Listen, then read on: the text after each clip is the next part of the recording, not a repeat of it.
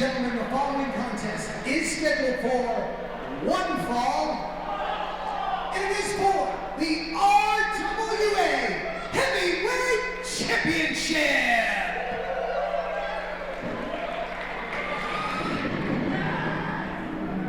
Folks, this has been a long time coming for a man who, in all honesty, never lost the championship. Introducing first the challenger, accompanied to the ring by his fiancée, Katey Prescott.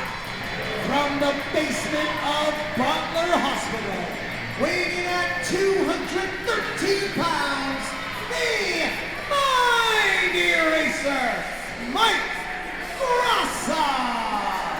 Hell-bent on claiming this title yet again, a title that he keeps repeating time and time. I never lost it. I never lost. I tried to get a word in with the guy in the locker room, and all he was doing was pacing, saying, I never lost it. I never lost it. Katey couldn't even get through to him. The level of fixation that Mike Gracá has on this title is scarier than anything he's done in that ring. I grant you this.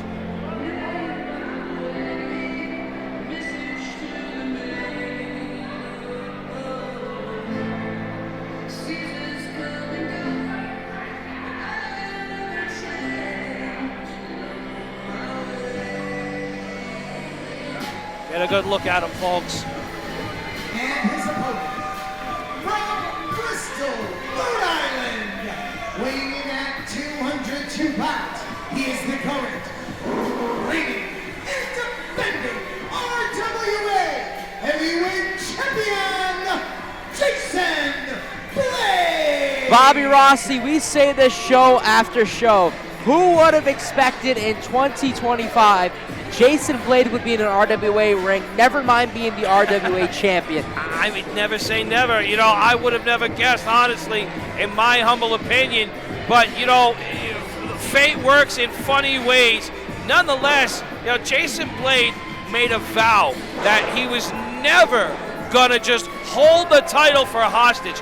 He has been a fighting champion ever since claiming RWA Gold as his own, and when proposed with the idea of giving Gracá the chance, he didn't bat an eyelash. He signed the bout agreement immediately. My only observation in all this, my curiosity here is, Coach, will Mike Gracá's haste get the best of him? I said it before, I'll say it again. I think he needed a tune-up match before throwing himself into the fray like this. We seen last month, all of a sudden, Mike Gracá entered the RWA Rumble as Benny the Basketball winning the treat. But I'm looking forward to this. Jason Blade, Mike Gracá going to go down right now. Talk about who wanting it. Does Mike Gracá need it at this point? Yes, absolutely he needs it. He needs it because it is the only thing he can think of. Everyone has told him, you know, take your time, listen to your doctors. He rushed his return early and put himself back on the shelf for a couple extra months because of how much he needs that title. It's been a long few months. Gracá was going down. We had a vacant RWA championship for a short minute. Gracá came out at Spectacle and said, unfortunately, he had to hang it up. He had to take some time away. And in comes Antonio Tama at first. And what a legacy main event we witnessed. Jason Blade and Antonio Tama. Blade came out on top, and no matter if it's Steel or whoever, Blade has proven to be a fighting champion in the RWA. Absolutely, but here in the midst of this combat, I don't know if you saw it, Coach, I saw some keen footwork by Mike Gracá. Look at him with the single leg attempt. Gets a dominant position, goes for the seated headlock, but he's grappling with Jason Blade. He's grappling with a former ROH competitor right here. Jason Blade's technicality really does exceed most everyone else's here on the roster. He truly is a hybrid athlete. He can fly, he can grapple, he can fight, he can do it all. So what does he lack? What does Mike Gracá got to capitalize in situations like this? Well, I'll tell you what he lacks, what Blade lacks is missing screws. And that's what Gracá may have the advantage. His ability to throw caution to the wind, the unpredictability of Mike Gracá, and those times where pain just doesn't quite register. That is what Jason Blade lacks going into this matchup. Big statement right there as Jason Blade hits a drop kick, knocking Gracá off his feet, going face to face again. And you look at that look on Jason Blade's face, it's a look of determination. He doesn't know how to prepare. Like we said, Mike Gracá needs this match. He couldn't lose his RWA championship. He had to sit there in front of everyone in Johnston and see, I can't be the fighting champion I promised to be. And you know, to Gracá's credit, really, he didn't have to win his shot back, but he felt as though he had to. He felt as though he had to prove that he was still championship material in some sort of way. But that hasn't slowed down Jason Blade one bit. Beautiful signature Jason Blade offense. Doesn't quite stick the landing, but he doesn't get decimated on his way out of the ring either. Very hellacious knee lift right across the jowls of Mike Gracá. Do-si-do, and around they go. Gracá getting the better of that exchange. Another reversal by Jason Blade. He launches himself off the ropes. Oh! Cover! Only a 2. Bobby Rossi, I was talking to Jason Blade in the back. This, he said, is the first weekend in the last 10 years where he's wrestling on Friday, Saturday, and Sunday. Jason Blade, in 2025, we didn't expect a return. Maybe 1 or 2 matches, but he has tested himself against the best of the best. And it goes to show you that he doesn't just dabble. He's not a guy that, I'm going to see, have a couple matches here and there. No, he has been all in. I'm not trying to take one from AEW, but it just goes to show you his commitment level. That's why at the age of 42, he can prove to be an RWA champion, hanging with the best, outdoing those younger than him. Irish whip to Blade. Blade is feeling that one, and Gracá capitalizes with a huge lariat. Blade trying to get to the outside. The wind knocked out of the cover. Gracá with a bit of a lazy pin there, inadvertently giving Blade an opportunity to stay in this matchup. And I got to be honest with you, Coach, I didn't think Gracá would have this strong of a showing.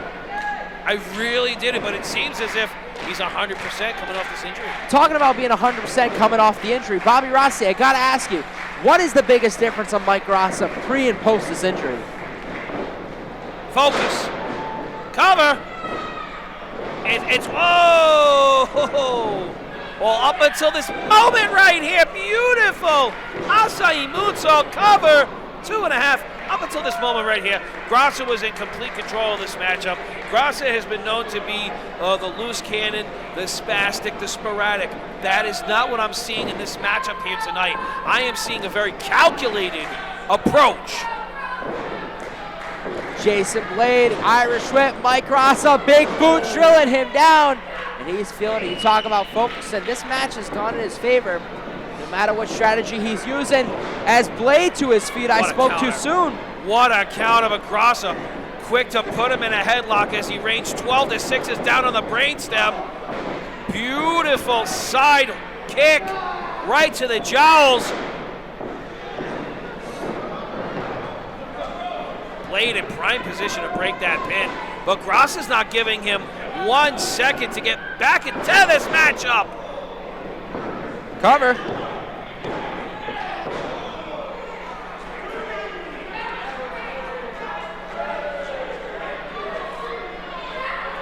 Gracá's breathing a little heavy, but he has put Jason Blade through an absolute gauntlet within less than 2 minutes.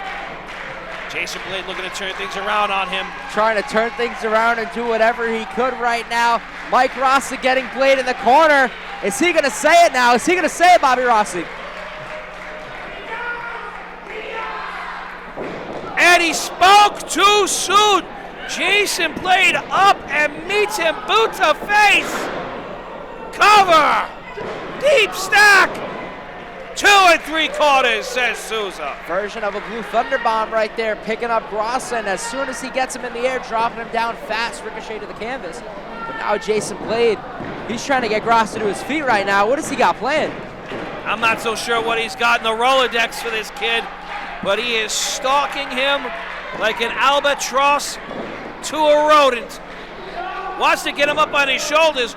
Gracá strong enough to stop him dead in his tracks. And those vertical elbows.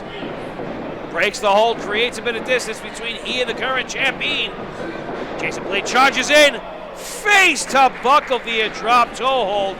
And Mike Gracá again, ever so calculated, remains on top.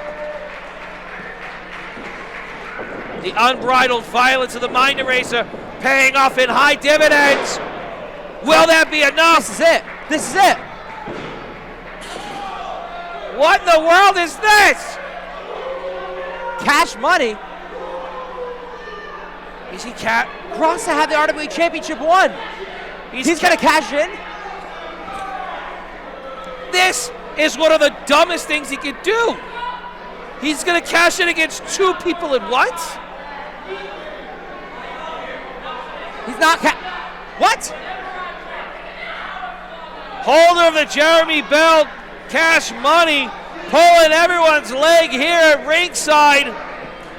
We thought we were going to have a trip. Whoa! Gracá's got him by the hair. RWA almost had a new champion as Mike Gracá had that match won. Nobody's seen it from behind. Jason Blade capitalized. Manny Souza didn't see it. I don't think Jason Blade saw it. Cover.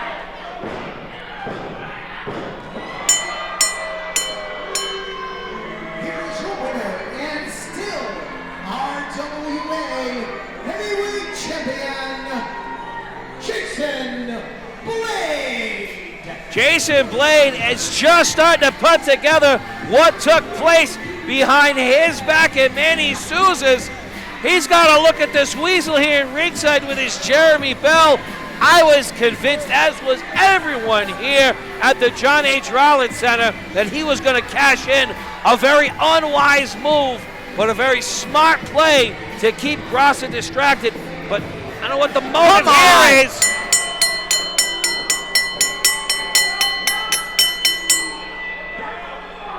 Match was won by Jason Blade, all thanks to Cash Money cashing in, but not realizing from behind, Jason Blade is here.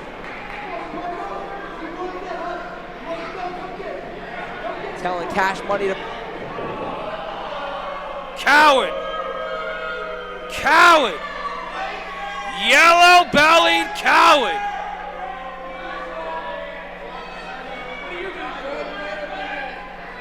He's been talking about this title for years. Cash Money has been talking about RWA Gold for years.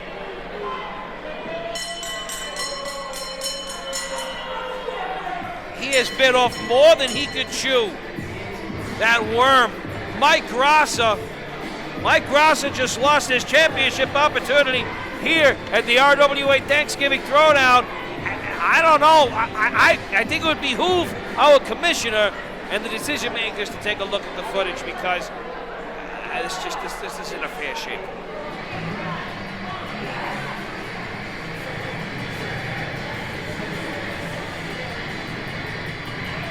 Well, folks, it seems as if we're going to end on somewhat of an amicable note here. Jason Blade reclaiming his championship title under a whole mess of controversy. Mike Gracá showing that he can hang with the best. Mike Gracá showing that even out of a very unlikely injury, he still made his way to compete along the top echelons here. Folks, there's only one more match left, and that is the Thanksgiving Throwdown Rumble match. 30 competitors will be doing battle in an over-the-top battle royale to see who will be the first ever Omni champion. Folks, Thanksgiving Throwdown Rumble match soon underway.